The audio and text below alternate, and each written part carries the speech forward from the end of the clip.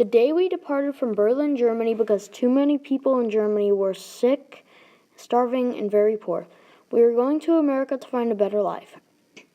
Traveling with me was my dad, 2 sisters, and my uncle. We were walking to Belgium and we had a horse that we were taking turns riding.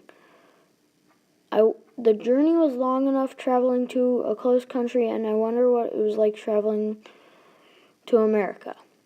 I was hungry and it was blazing hot outside too. Trying to get to America reminded me of my mom because she died on the way to America. I asked my dad if we would be okay, and we probably would, but I wanted to make sure. So after a week, we made it to the docks and boarded the boats. On the ship, people from many countries were there, and there were a lot of people below deck. It wasn't all boring. I met a kid from Germany, and we talked and played below deck.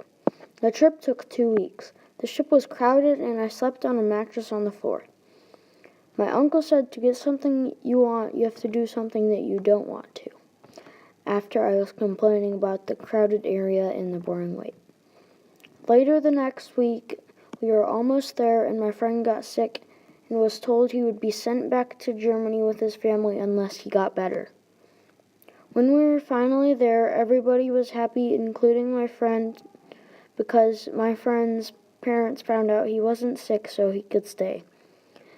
Everybody's face lit up with joy, but we didn't know what to do next, and we were just happy to be there.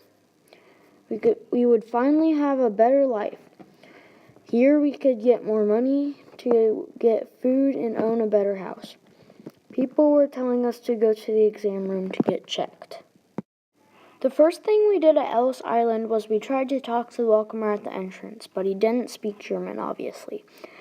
2 years later, I knew what he said. He asked, "Do you have any money, or did you have any recent history of sickness?" Next, my family and I were looking at the Statue of Liberty. When I first heard that we were going to America, I didn't like the idea of leaving my friends and some family, but I didn't care when we were there because we would have a better life. After that, we went to the exam room where they saw if we were sick, but first they had to see if we had a criminal record. There were 10 long lines of people. We were separated from each other, and then we had to find each other after the exam. It took so long to get to the doctor that I could count how many people were in the room. The doctor examined us closely, seeing if we had sickness, and he checked our heart, lungs, and our eye. To check our eye, he used a hook. While he was checking me, I noticed that a man was watching everybody, and it creeped me out. After seeing the doctor, we tried to find each other in a huge crowd of people, then walked outside to see where we had to go next. We had to go check into an apartment, and my dad, as well as my uncle, had to look for a job.